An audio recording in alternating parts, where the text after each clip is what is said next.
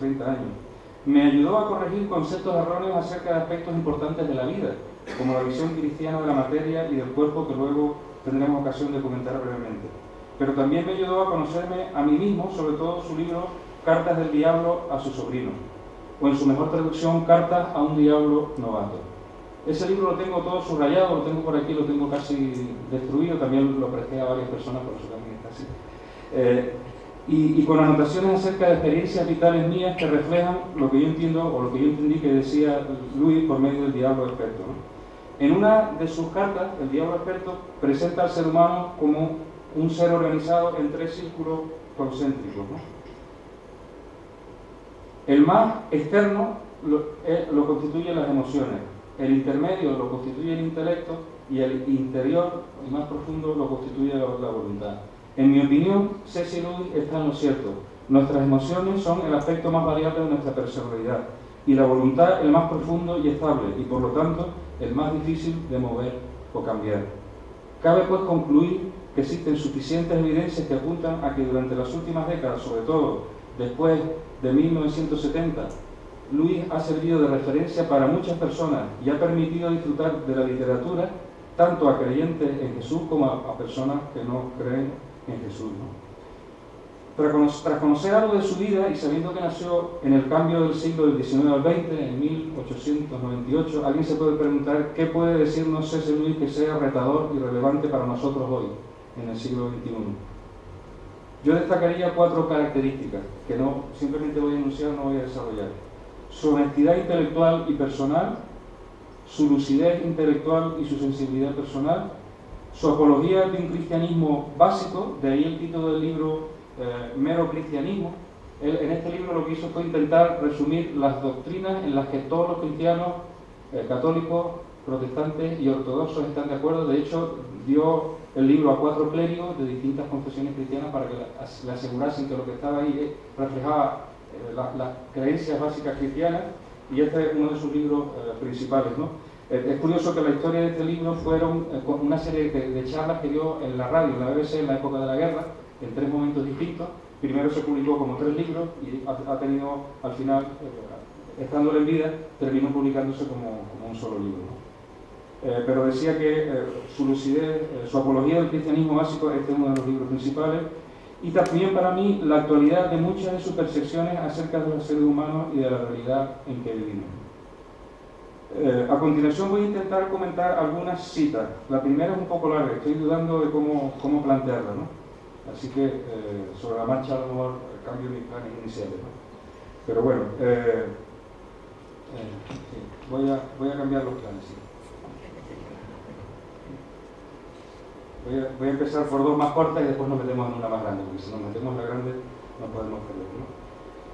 Una cita muy breve pero enjundiosa de C.S. Lewis que a mí siempre me llamó la atención y yo estoy al 100% de acuerdo con él, es la siguiente, que está en uno de los paneles que pusimos fuera. El hombre, refiriéndose al ser humano, al hombre y a la mujer, no puede ni hacer ni retener un instante de tiempo. Todo el tiempo es un puro regalo. Voy a repetirlo, porque tiene su historia, ¿no? El hombre, el ser humano, no puede ni hacer ni retener un instante de tiempo. Todo el tiempo es un puro regalo. Para Luis, el tiempo es un puro regalo. ¿Quién de nosotras y nosotros no ha sentido algo de esto alguna vez, aunque no hayamos sido capaces de expresarlo de esta manera tan poética, ¿no? ¿Qué ser humano ha decidido nacer? ¿Quién de nosotros y nosotras podrá decidir, quién de nosotros y nosotras podrá decidir hasta cuándo podrá utilizar su mente en toda su capacidad? A menos que decidamos suicidarnos, y hay muchos casos de suicidio fallido, ¿quién sabe cuándo va a morir? El tiempo es un puro regalo. El hombre no puede ni retener, ni hacer ni retener un instante del tiempo. La otra cita también es muy curiosa porque es una cita que está en una obra que es magistral, que se llama También está fuera, y está en un formato más bonito. Crítica literaria, un experimento. Es una obra literaria, pero C.S. Lewis en sus obras literarias metía cuñas de lo que él pensaba de la vida. Y fíjense ustedes qué frase más profunda de entender, ¿no? En el ámbito moral, todo acto de justicia o caridad exige que nos coloquemos en el lugar de la otra persona y, por tanto, que hagamos a un lado nuestros intereses particulares. Voy a leerlo otra vez, porque tiene sus números como la otra, ¿no? En el ámbito moral, todo acto de justicia o caridad, aquí está hablando del amor, él utilizaba, a veces se traduce la palabra caridad como amor, justicia o amor, exige que nos coloquemos en el lugar de la otra persona y, por tanto, que hagamos a un lado nuestros intereses particulares. Es curioso, como decía, que este comentario lo realice Lewis en un texto académico, ¿no?, en el que habla de la humildad, hacer a un lado nuestros intereses particulares, y de la empatía, que nos coloquemos en el lugar de la otra persona, como valores asociados al amor, a la caridad y a la justicia. Después, un amigo, cuando me puse a escribir la charla, pensé en quién podría ayudarme. A mí cuando escribo algo, una de mis tareas profesionales es escribir, me gusta siempre contrastar lo que escribo. Y envié lo que he escrito a 3 personas, ¿no?, con las que tengo confianza y les gusta Luis y han leído.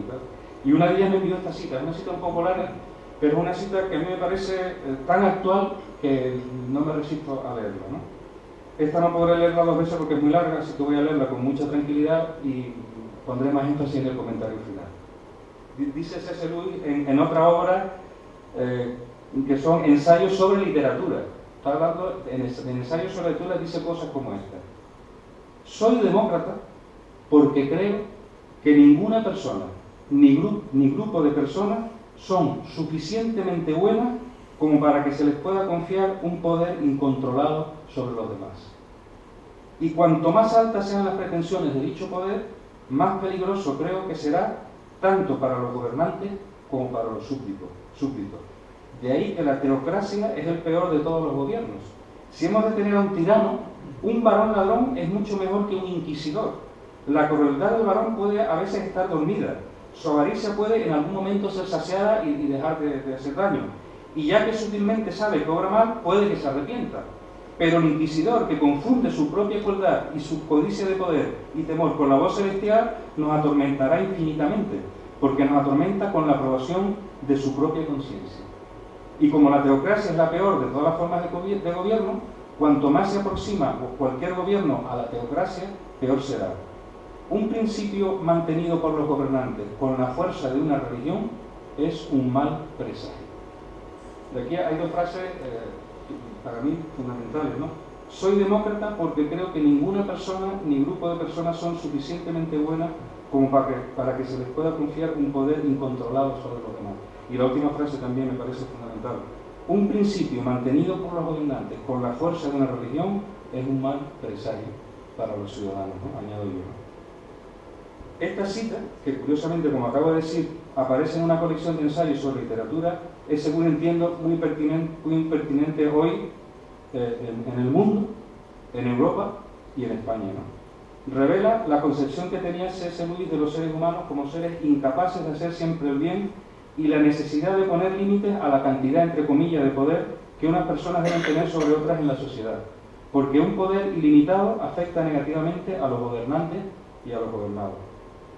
Este comentario sobre la teocracia, ¿no creen ustedes que también es aplicable a gobiernos con mayoría absoluta, sean del signo político que sean?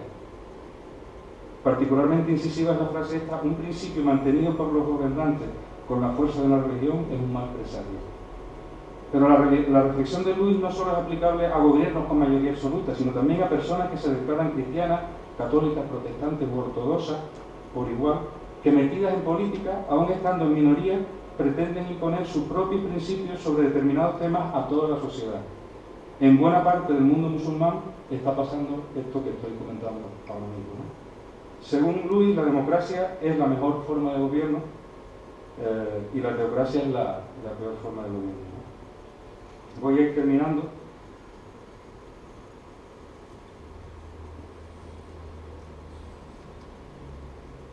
Vale, voy a saltarme una frase.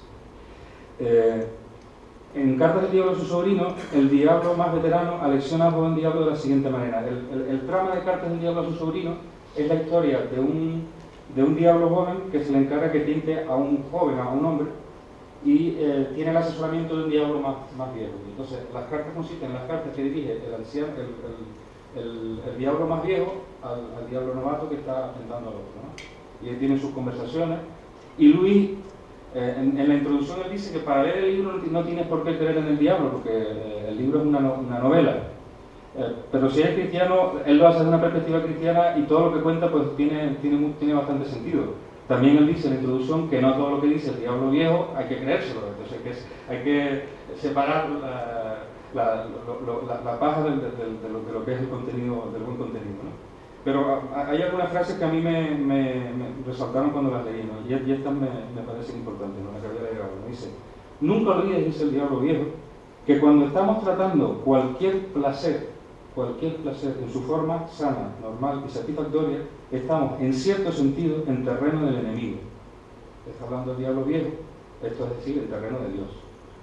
Siempre que se habla de enemigo en el libro, se está refiriendo a Dios, ¿no? Ya sé que hemos conquistado muchas almas por medio del placer. De todas maneras, el placer es un invento suyo, de Dios, no nuestro, del diablo. Él, Dios, creó todos los placeres. Todas nuestras investigaciones no nos han permitido producir ni uno. Todo lo que podemos hacer es instigar a los humanos a gozar los placeres que nuestro enemigo, Dios, ha inventado en momentos, en forma o en grado que Él ha prohibido. Y en mero cristianismo tiene otra frase que tiene que ver con lo mismo. Dice C.S. Lewis: sé que algunos cristianos confundidos han hablado como si el cristianismo pensara que el sexo o el cuerpo o el placer fueran malos en sí mismos, pero se equivocan. El cristianismo es casi la única de las grandes religiones que aprueba el cuerpo totalmente, que cree que la materia es buena. Y aquí nos da el argumento para mí más potente: que Dios mismo tomó una vez un cuerpo humano. Si esto es así, el cuerpo no puede ser malo. Estos argumentos desbaratan la posición defendida por demasiado tiempo por muchos cristianos de que el cuerpo es malo y el espíritu bueno, influido más bien por el platonismo que por lo que dicen los evangelios y el resto de las escrituras cristianas. Más adelante en el coloquio, si tenemos tiempo, me gustaría comentar el trilema de Luis. No sé si algunos de ustedes lo han leído o han escuchado, pero voy terminando para dar paso a mi compañero Mario Escobar. Conclusión, en una frase: C.S. Lewis es alguien que merece ser leído. Esa es mi conclusión. Yo no tengo más conclusión que esa. Merece ser leído por el valor literario de su obra, pero sobre todo porque en él encontramos, como dice el título de esta charla, una fuente de ingenio intelectual, imaginación literaria y sensibilidad humana excepcional. ¿Qué sugerencias le hago? Pues que se lean, si quieren leer a Lewis como apologista, mero cristianismo es imprescindible. El problema del dolor es también otra obra importante. Y Milagro, que también está fuera, es otra obra en que presenta la fe cristiana y la defiende con argumentos, ¿no? Si quieren leer C.S. Lewis, que nos cuenta su mundo interior, yo creo que la mejor obra es Una pena observada, que también está fuera. Este libro es un tesoro. Este libro es un tesoro por muchas razones. Porque lo escribió C.S. Lewis, pero porque lo adaptó y lo tradujo Carmen Martín Gaite, que no sé si ustedes saben que fue una de las académicas más importantes y autoras de literatura que ha tenido la literatura española contemporánea, ¿no? Se trata de C.S. Lewis, cuando murió Joy, no sabía qué hacer con su dolor, y lo que hizo fue escribir, y escribió 4 cuadernos, estos son los 4 cuadernos en los que revela su sentimiento y su dolor, su sentimiento de pérdida, ¿no?, de su esposo, ¿no? Yo les sugeriría que antes de leer este libro lean El problema del dolor. Años antes él intentó de resolver el problema intelectual que supone por qué existe dolor en el mundo. Muchos de nosotros nos preguntamos, frente a los desastres que hay actualmente, últimamente en Filipinas y en otros sitios, las guerras, todos nos hacemos esa pregunta. Él intentó resolver ese problema intelectualmente y lo hizo en el libro El problema del dolor. Pero cuando llegó a vivir una experiencia dura, eso no le sirvió. Entonces aquí cuenta pues su lucha y en cierto sentido sus conclusiones. Este libro también es muy interesante porque él no quiso que se publicase con su nombre mientras él vivió, se publicó con un seudónimo. Y cuando él murió ya se publicó con su nombre. Y no aparece el nombre de la esposa, sino aparece H, que es Helen, el primer nombre de Helen Joy Douglas. Si queremos aprender de Lewis como observador de la naturaleza humana, Cartas del Diablo a su sobrino habla. Aunque no aunque no creas en los diablos, pero ahí te verás reflejado tu orgullo, verás reflejado tu envidia, verás reflejado los problemas cotidianos de peleas familiares y de historias a veces tontas, y es muy interesante, ¿no? Si quieres leer su biografía, él hizo una autobiografía titulada Cautivado por la alegría, ¿no? Las dos biografías que yo recomiendo son la de La pequeñita, está muy bien, pero una biografía mejor es la de Svensson, que es más allá de la sensatez del pensamiento de C.S. Lewis, que está ahí, y la gorda esta en inglés, que obviamente solo está en inglés, esa es magnífica. Si pueden leer en inglés, yo se la recomiendo, ¿no? Y de ficción, por supuesto, Las Crónicas de Narnia. Y yo no he leído la trilogía de Ransom. Mi tío me la recomendó estos días, que estaba en contacto con él, vive en Costa Rica, y tengo una de mis asignaturas pendientes de leerme la trilogía de Ransom, que también la pueden adquirir fuera, ¿no? Sin embargo, con esto voy terminando, no hay que olvidar que debí decir C.S. Lewis, estoy mezclando español e inglés, estoy diciendo C.S. en inglés y Lewis C.S. en español y Lewis en inglés, pero bueno, ustedes me perdonan. Sin embargo, no hay que olvidar que C.S. Lewis también es un autor peligroso, entre comillas.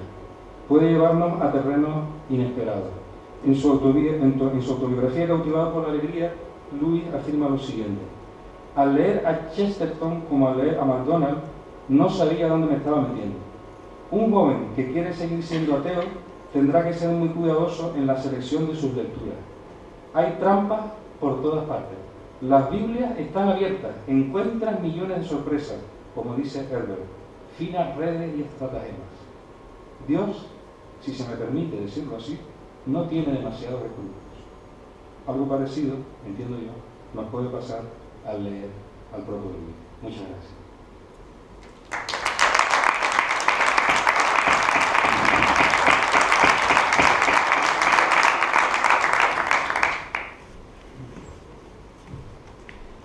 Bueno, voy a hacer dos cosas que mi mujer, si estuviera aquí, me echaría la bronca.